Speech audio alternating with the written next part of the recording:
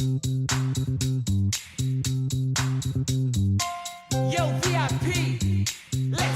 back here in Up Ilocos at syempre natapos na naman po ang ating oras. Kaya sana po ay may natutunan kayong mga panibagong kaalaman.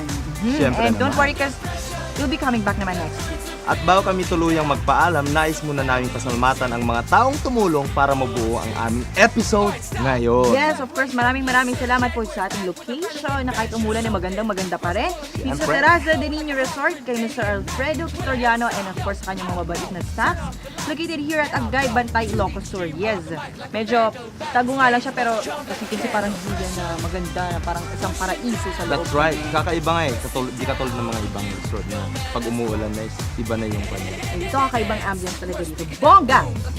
And of course to Juliet Bueno for our live act.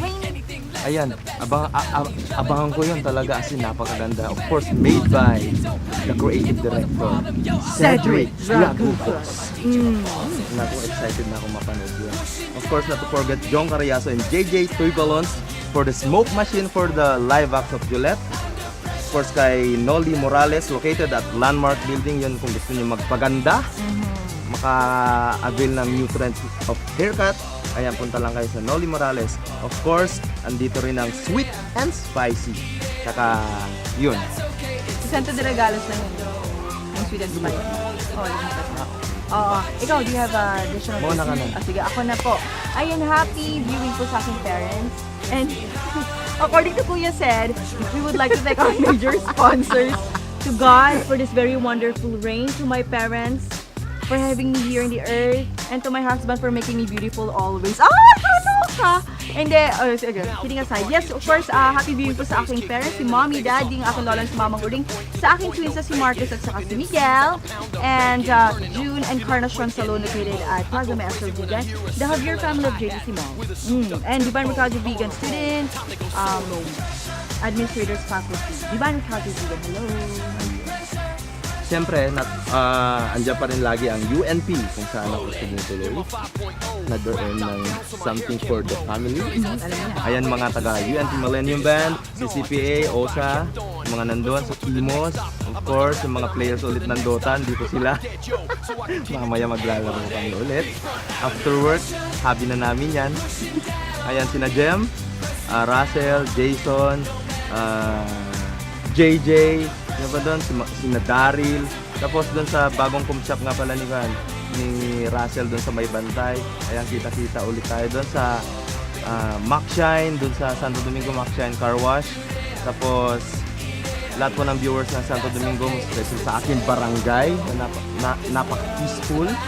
Ayun sa barangay Baconero, of course, the municipality of Santo Domingo.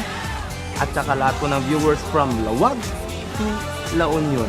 Yes, at saka abangan niyo po ang new shows ng Core TV, ang Biyag Ko and Gaga Clock. At dyan po nagtatapos ang ating show for today. Kaya tumutok po ulit next week dito lang sa Nag-iisa. At hanggang ngayon ay wala pa rin makakapantay na infotainment show sa buong Ilocanja.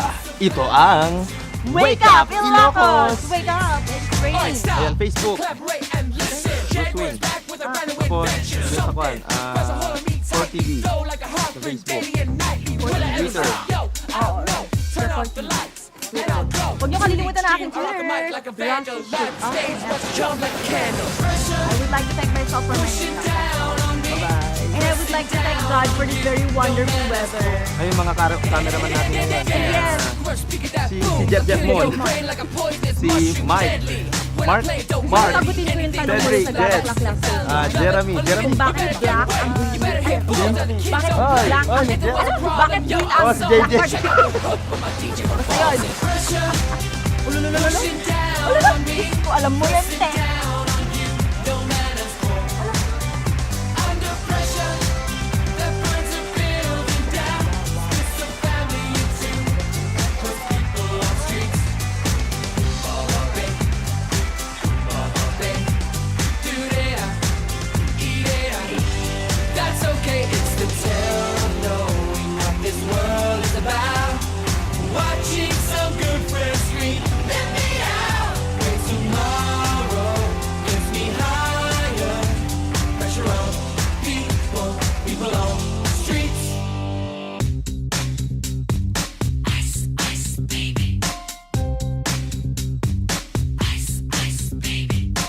now that the party is jumping. With the bass kicked in and the Vegas are pumping. Quick to the point, no faking. Cooking MCs like a pound of bacon. Burning them, you're not quick and nimble. I go crazy when I hear a cymbal and a hi-hat with a souped up tempo.